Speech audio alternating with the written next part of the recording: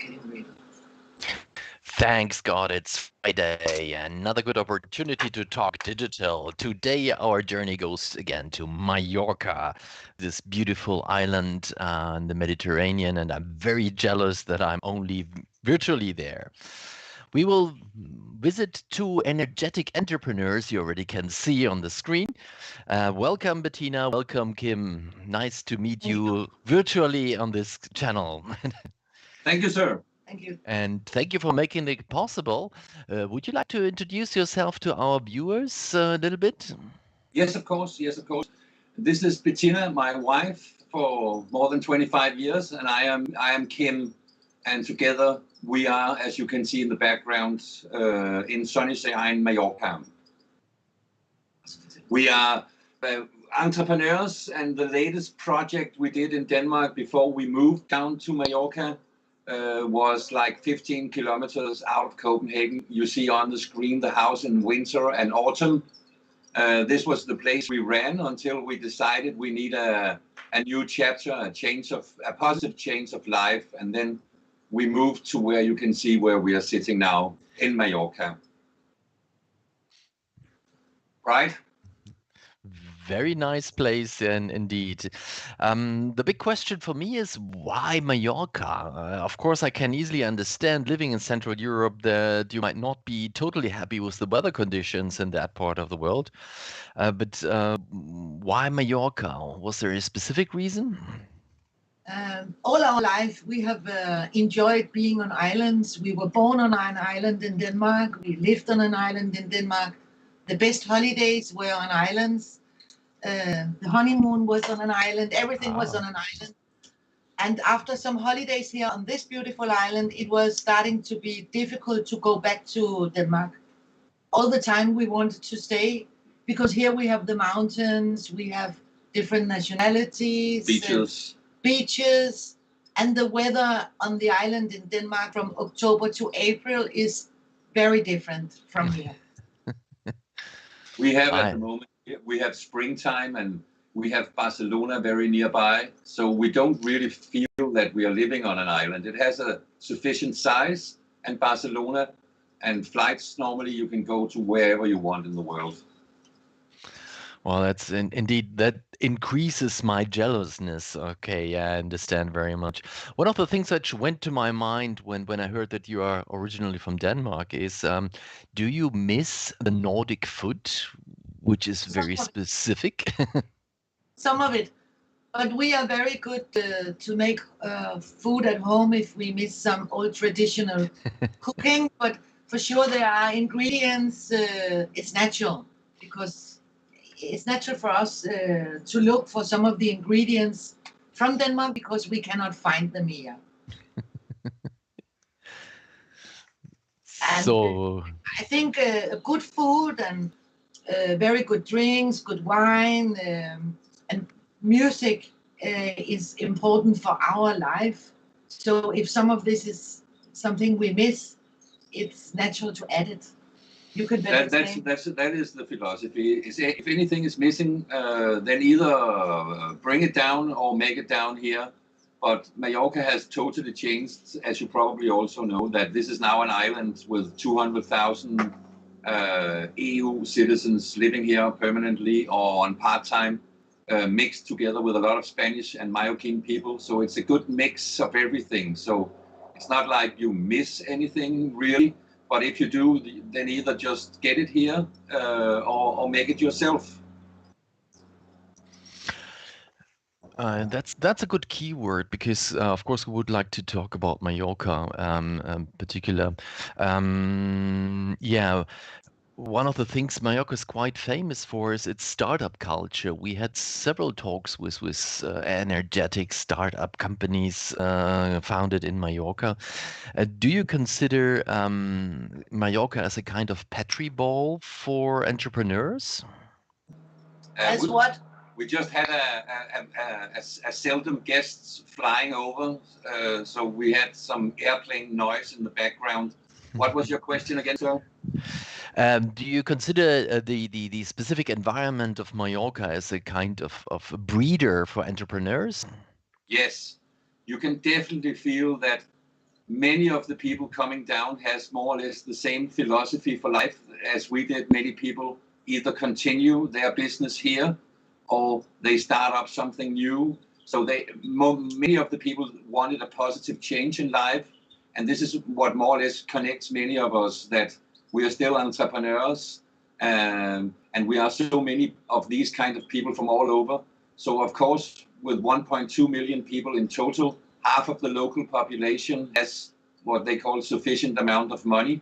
And the 200,000 people from other EU countries also bring in, of course, both cash and demand for certain products. One of the big fueling factors of Mallorca's economy as a whole, of course, is since quite a while the tourism. But we had to sustain a little slowdown in the last year. Do you think the slowdown of tourism will affect your business positively, negatively? Yes and no. We have never been into mass tourism ourselves. Also in Denmark, we went for a smaller clientele, different kind of people.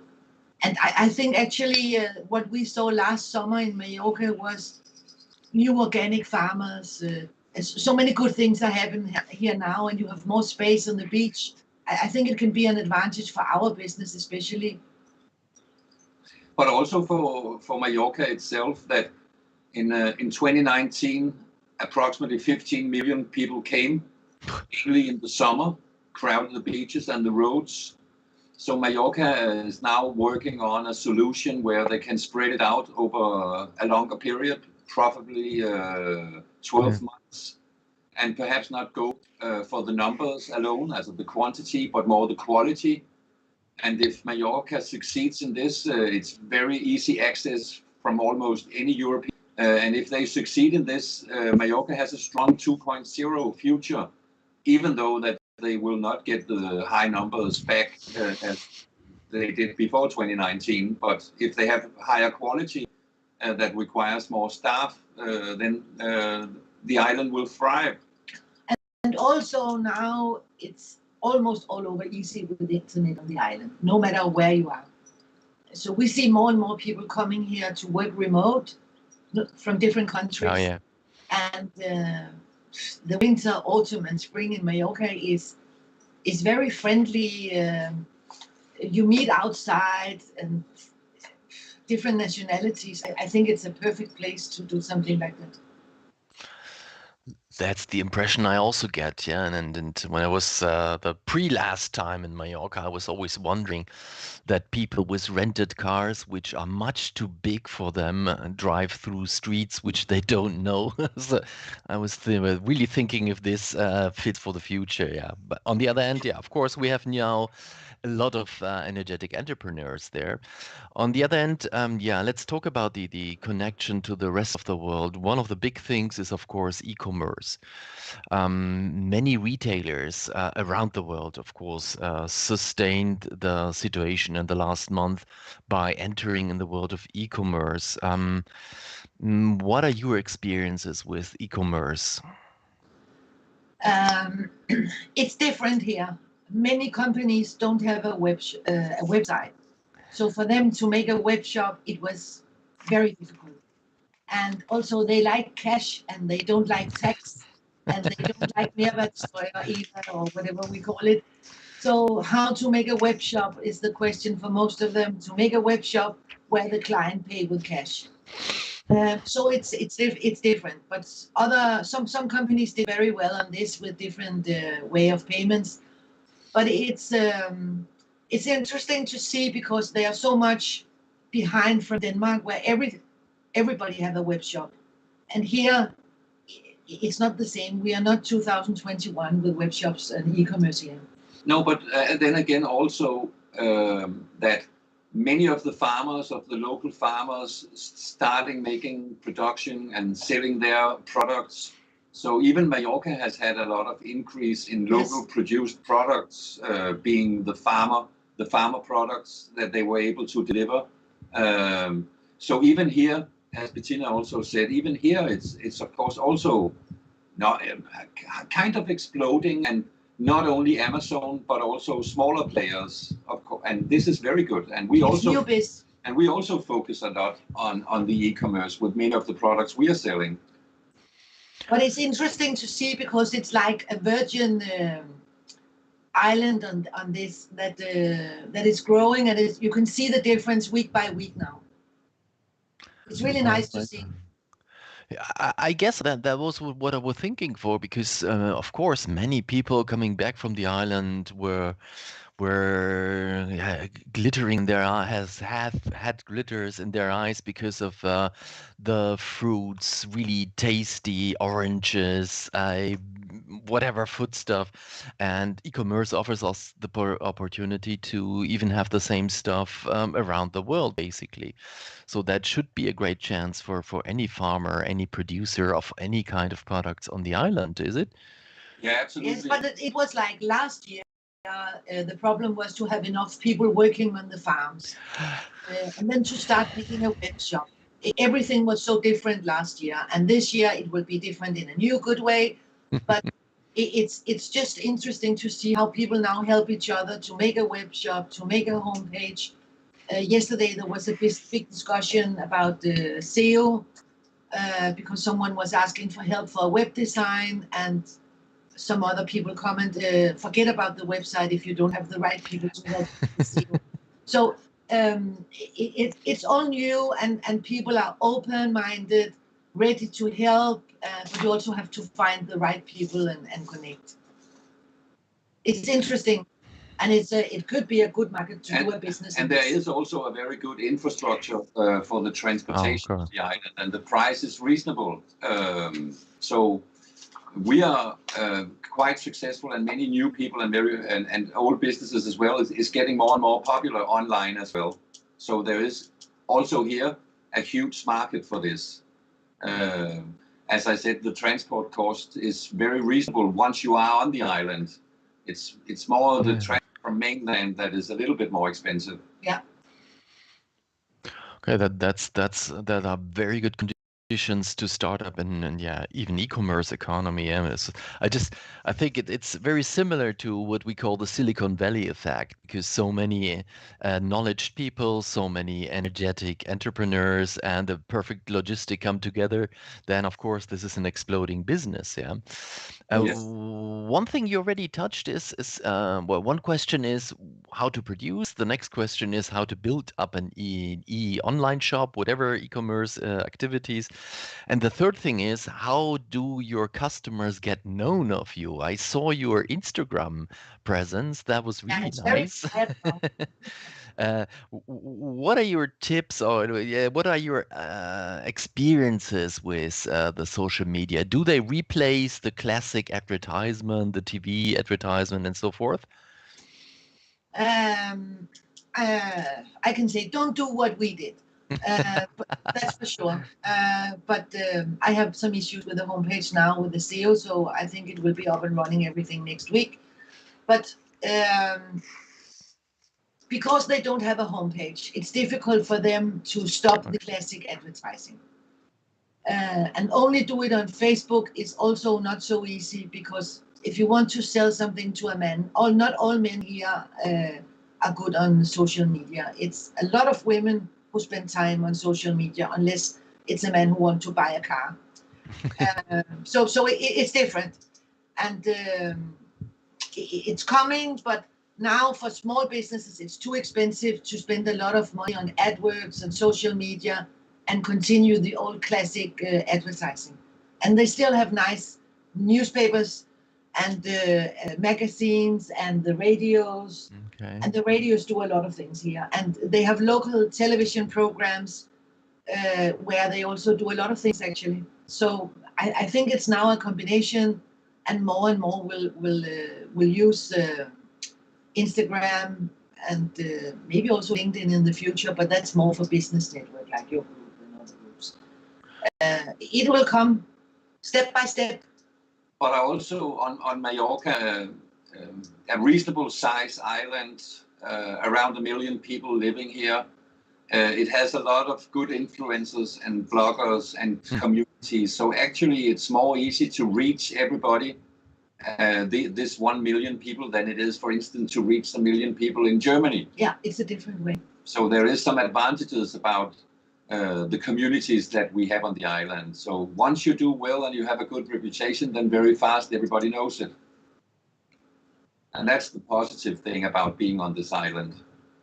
So the internet have store different- is, the internet store is a recommendation from an influencer, or what do I learn from your explanation? I think the influencers here is more important than many other places. I see. And the yoga teachers did a lot of influencer. These ladies are crazy, really fast moving forward to get clients and to recommend others. And some of them also make beautiful pictures for their Instagram profiles. But it's like, then this group is moving on and then they recommend restaurants, they recommend shops. But for retail business here, it's very difficult now because they were not on Facebook. They didn't have a homepage. So they were waiting for new tourists every week to come and come by the shop. But it has been like that for the retail business, more and more difficult for the last 5-6 years. I see. It's what we saw in Denmark 10 years ago is happening here the last 5 years. Well, that's a digitalization. It speeds up several developments, of course. That's what I see. However, what I also see is a lot of market potential because many people remember their last holiday trip to Mallorca. They are missing Mallorca the whole year through. They are listening to even Mallorca radio stations everywhere in the world. And that must be a good chance also to sell them products from Mallorca. I think so.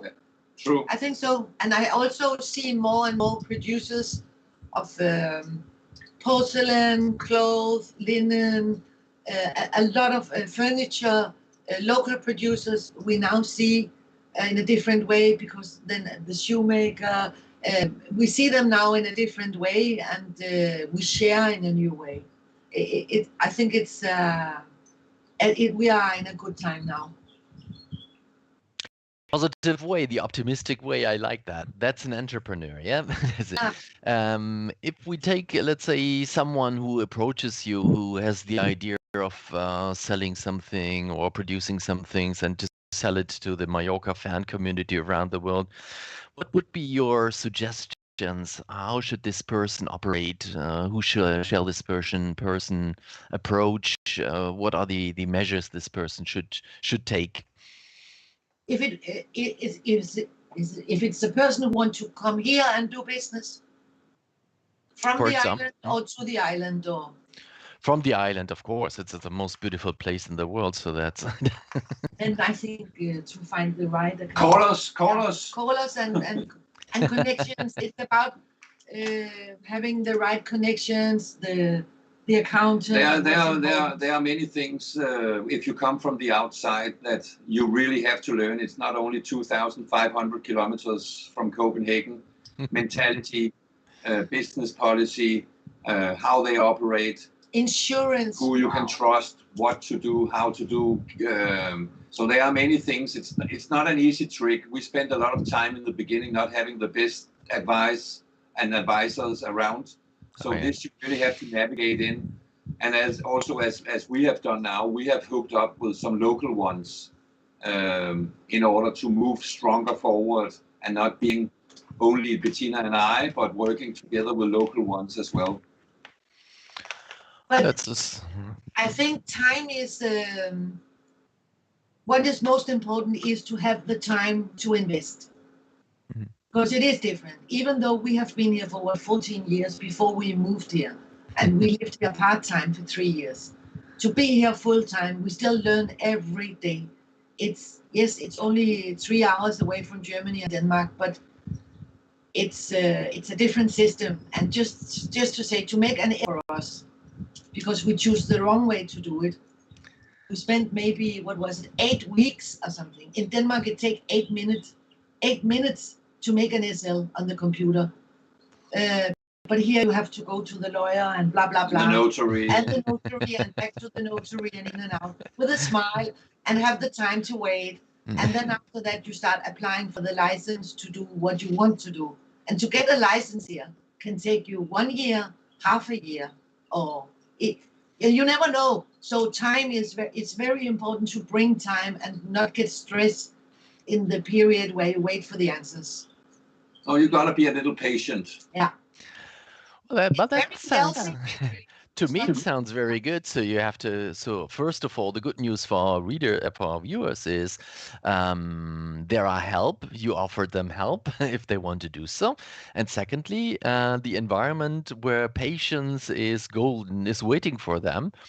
Okay, that sounds pretty much relaxing, yeah, and in good weather conditions, but no quick results are to be expected, I guess, yeah. No, but there are, as I also mentioned, there are very good communities and business clubs that both involve local people and foreigners, where you can also go and ask for help and get the right people to ask the questions that you have. So by having the people living on the island and the experience of the people who have already been on the island for many years is also an important factor if you want to do anything. And if all of them have more or less the same spirit, oh, I guess that's boosting business ideas. Perfect environment. One aspect which we forgot to talk about, although it was all the time between the lines, is the sustainability. Many people say that anyhow, since decades, sustainability becomes more important. And other people say, particular last year, we had a really big boost in the demand for anything which is sustainable. Do you share this opinion as well, or would you argue against it? Yes, because speaking of tourism before, to go down in the numbers and get a higher quality of tourists instead is also a sustainability for the island in itself. So that I think is an important factor. Use more solar energy, have more electric cars on the island, make the island more green and recycle the bottles. Recycle the bottle. We have too many plastic bottles because we can't drink the water. So if you find out this, then sustainability, yes, is very important, very important. Organic, biodynamic, all the things that has a logic and makes sense in a natural way, yes, and that goes for Mallorca as well, absolutely. I see there's some bottles in the background. It's not to be too curious, but can you explain what they are? Yes, this is one of the products, starting a range of different products that we most import to the island, but there are also, of course, products from the island that we can export back to Europe. But the bottles that you just shown are 6 organic soft drinks, all pure, all natural, great taste. Because what we found down here some while ago was the only alternative for non-alcoholic drinks were Coke, Sprite, Nestle, iced tea. So we brought these products in, and you can mix drinks or drink them non-alcoholic, but just then as a refreshment or heat them up in the winter. It gets winter down here also, not as cold as in the rest of Europe, but it gets a little cooler. And then it's nice to have like a warm elderflower or a warm cranberry or whatever. And then here the summer comes, we now have spring. And then it's just the best refreshment drink you can ever imagine. And this is on the web shop, and it goes also to business to business. So this is just the first product in a line of many that we are introducing. So it's not only that we talk theoretically about sustainable products which bring Mallorca to Central Europe. There's a detailed offer. Great. Thank you very much. Yeah, certainly I will test that. Yeah. We come now to the end of our show, but it's a good old tradition that we offer our guests always a 60-second slot to say whatever they would like to say. Would you both like to use this opportunity? Yes, of course it is. Of course, it has been very nice talking to you, and I hope people out there all the best wherever they go. And if they come to Mallorca, please come by and say hello. We are always, like most of the foreigners and Spanish people living here, very open people and wanting to help as much as possible. The thing that we also now is introducing is a start of a cafe and a deli based on Scandinavian products and Balearic Island products all coming together. So bringing the best from two worlds into this cafe and deli concept, where the interior and the decoration will also be products from home that we think also you can sell online and in showrooms. So incorporate that into the cafe and the deli. And then we just want to make as many as is relevant for the island. So a concept of quality, a good story for each product, the taste of each product. So everything that is in the cafe you can buy in the deli, and all of them, they have this good story of being either sustainable, biodynamic, organic, great tastes, good history. So we strongly believe that in